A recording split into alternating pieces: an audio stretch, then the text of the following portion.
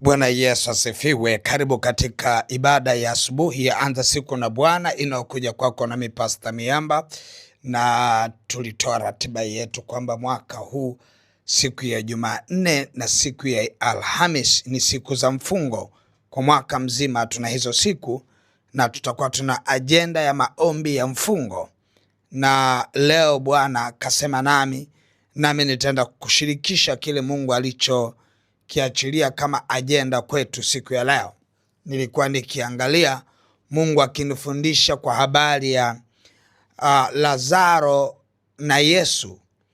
Alikuwepo mtu mmoja rafiki wa Yesu anaitwa Lazaro, na alikuwa ni family friend ambaye tunaona dada zake walikuwa ni Martha na Mariam, ambapo hawa watu walikuwa wana mahusiano. Kibiblia tunaona mahusiano mazuri sana na Yesu, na ghafla ilitokea Lazaro akaumwa na akafa. Na tunaposoma katika kitabu cha Yohana ile sura ya 11 utaona hayo yote yakiendelea, Yesu akipata taarifa ya kwamba rafiki uliyempenda amekufa na anaenda kwa ajili ya kwenda kumwangalia, lakini lengo lake ni kutaka kumfufua. Sasa wanashangaa watu kwamba itakuwaje aliyekufa na nuka aweze kufufuka. Labda atafufuka siku ile ya mwisho ambapo watu wote watafufuka.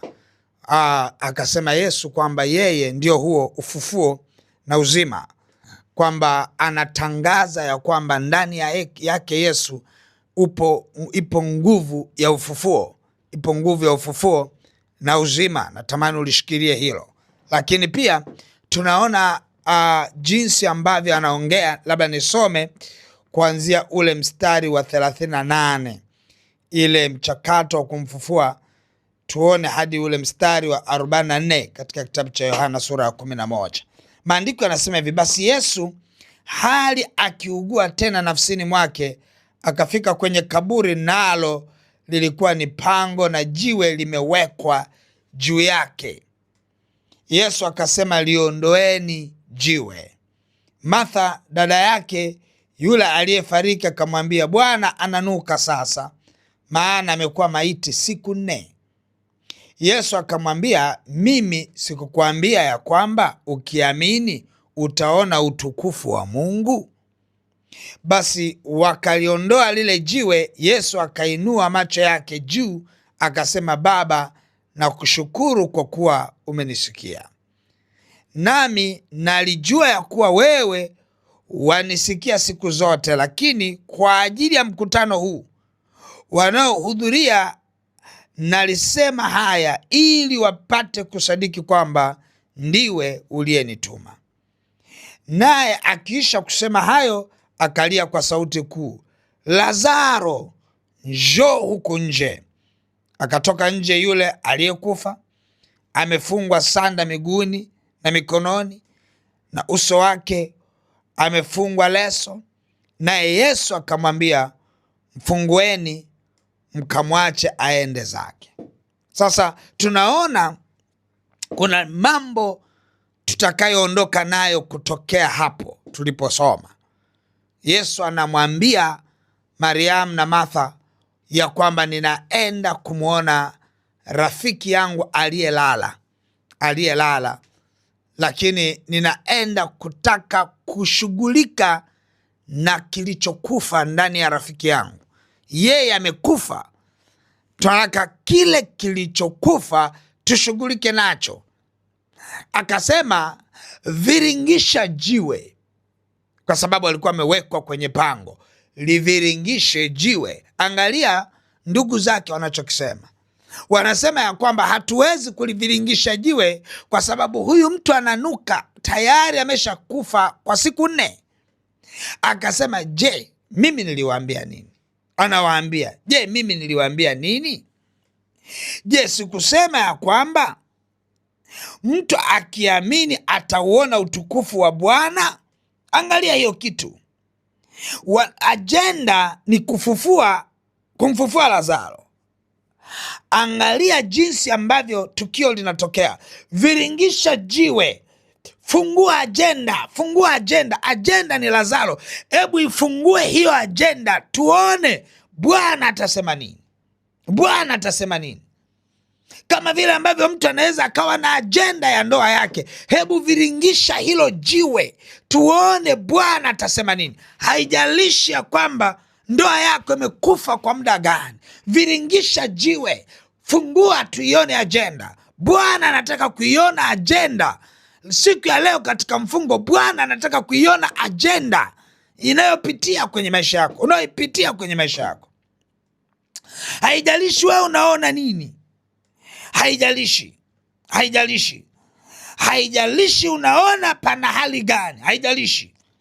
Maandiko yanasema hivi, Yesu akamwambia, mimi sikukwambia kwamba ukiamini utaona utukufu wa Mungu? Viringisha jiwe. Hali ya kukata tamaa ni jambo lililowakuta hawa ndugu. Walikata tamaa, waliona ile harufu, wakaona muda wa ndugu yao kufa, wakaona kama hakuna jambo linaloweza tokea. Hata wewe unaweza ukaona ndoa yako imekufa kwa muda mrefu, yamkini afya yako inapitia changamoto kubwa, unameza vidonge kwa muda mrefu, aidha ni vya presha, ni vya ukimwi, ama ni vya jambo lolote lile, lakini unaona kama umekubali. Lakini kama leo ukisikia haya na kuyashika, na utasikia sauti kikusemesha, viringisha jiwe lako la afya yako, viringisha jiwe lako. Haijalishi afya yako imekufa kwa kiasi gani. Je, ukimwamini Mungu hautaona utukufu wa Bwana? Ukimwamini yeye hautaona utukufu wa Bwana? Viringisha jiwe lako. Onyesha ajenda yako, itoe ajenda yako. That's the meaning. Iondoe, itoe ajenda yako. Ukiona mtu anakuambia hatuwezi kuiviringisha ili jiwe kwa kuwa ndani kumenuka, ni hali ya kukata tamaa, ni hali ya kukata tamaa. Mtu mwingine anaangalia uchumi wake, anaona umekufa, unanuka. Mimi sijui kitu gani ambacho ndani yako unaona kimekufa, kinanuka. Mwingine amkini afya yake anaona imekufa, inanuka. Mwingine uchumi wake, mwingine ndoa yake, mwingine kazi anaona kama imekufa, inanuka. Mwingine biashara anaona kama imekufa, inanuka. Ukimwambia ya kwamba hebu leta ajenda ya biashara yako, viringisha jiwe, tuione biashara yako ilivyokufa, tunataka tuitamkie neno, hiyo biashara iamke tena. Mtu atakwambia, baba, mtaji ulikuwa umeisha, baba, unajua kulikuwa kuna hiki. Ni kwa sababu ya kukata tamaa. Hata kina Martha na Mariam walimkatia tamaa Lazaro, na ndio maana wakamwambia Yesu, kama ungewahi ndugu yetu asingekufa. Lakini kwa kuwa amesha kufa, hakuna tumaini jingine jipya. Yesu anasema, haijalishi nimewahi ama nimechelewa, viringisha jiwe lako, tumuone aliyekufa ndani yake, aliyekufa, tumuone yule aliyekufa. Angalia, haijalishi. Kuna mtu mmoja anaweza akawa ametafuta visa mbalimbali, halafu amesha kosa mara kadha wa kadha, halafu anasema, mimi siendi kuomba visa tena. Nataka nikuambie kitu kimoja, viringisha jiwe lako, tuone hali ya kukosa visa kwako. Viringisha siku ya leo, viringisha jiwe lako. Mahali ambapo unaona hapana tumaini, Bwana anaenda kuweka tumaini jipya. Viringisha jiwe lako, tuione ajenda, tumuone Lazaro aliyekufa. Ile ndoa yako ni Lazaro wako. Lazaro wako ni nini? Viringisha jiwe. Lazaro wako ni nini? Yamkini wewe ni Martha ama Mariam, umekata tamaa juu ya yule aliyekufa, kila kitu kilichokufa ndani yako. Viringisha jiwe. Ajenda isomeke mbele ya Kristo Yesu. Ukiamini utauona utukufu wa Bwana. Ndivyo maandiko yasemavyo. Ukiamini utaona utukufu wa Bwana. Na baada ya hapo, angalia jinsi Yesu alichokifanya. Alimuita Lazaro. Siku ya leo tutaenda kuita biashara yako. Leo tutaenda kuita afya yako. Leo tutaenda kuita amani ya moyo wako. Lazaro wako leo atatoka.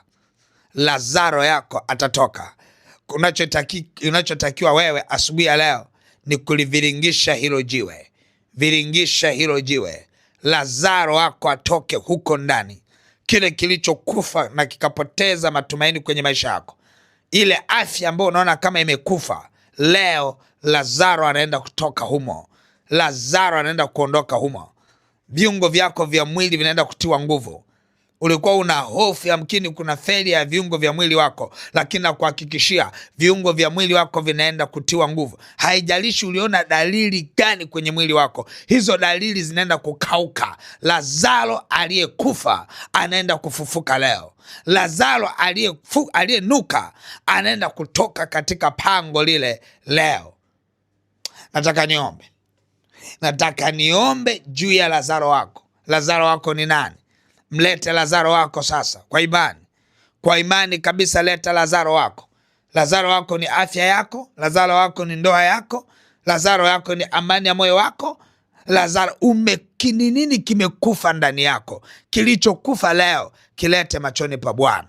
Leo tutaenda kuomba yule Lazaro wako atafufuka kwa jina la Yesu. Nataka tuende mbele za Bwana.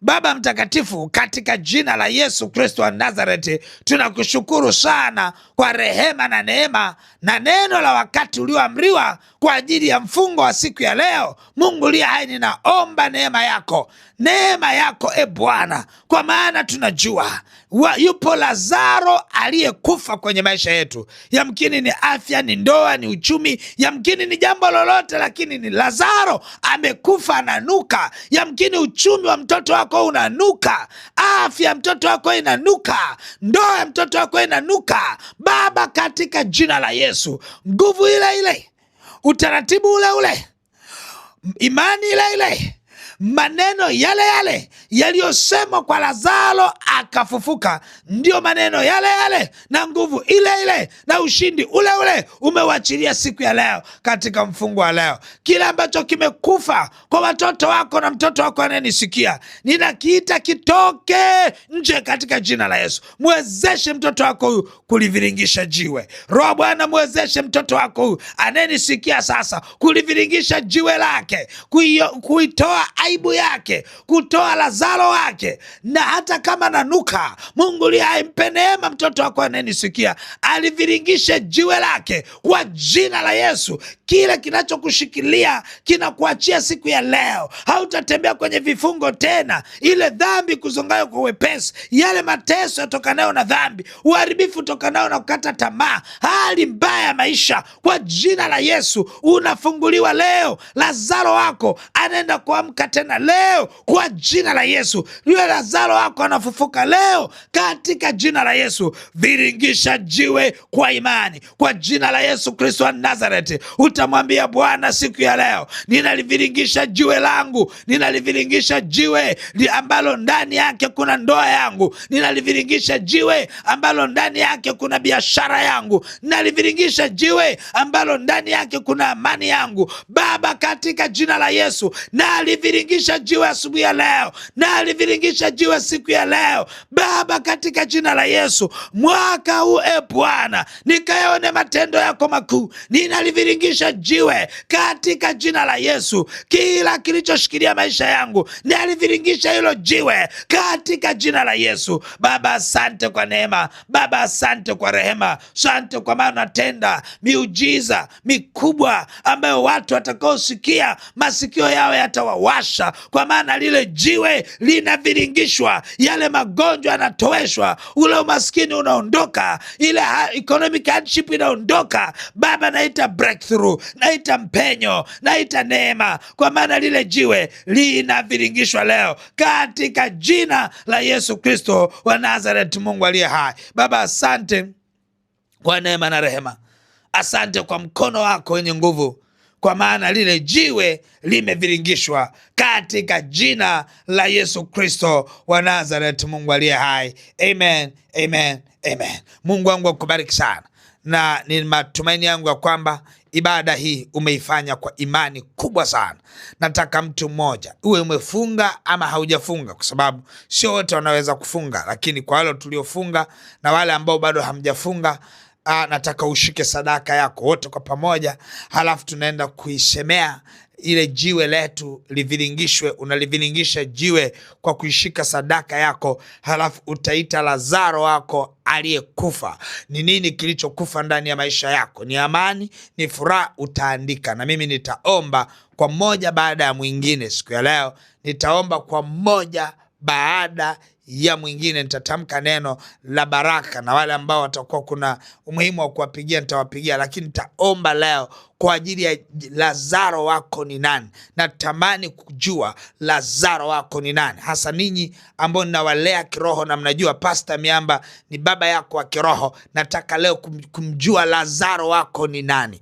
Nataka utaishika sadaka yako, utaiachilia na utaandika Lazaro wangu ni huyu, halafu mimi nitaomba kwa utulivu moja baada ya mwingine. Mungu wangu akubariki sana. Basi utashika sadaka hiyo, utaiachilia kwenye ile lipa namba M-Pesa ambayo ni 577876 au namba za mawasiliano 0713842123 au 0744982517. Mungu wangu akubariki na uwe na wakati mwema. Amen.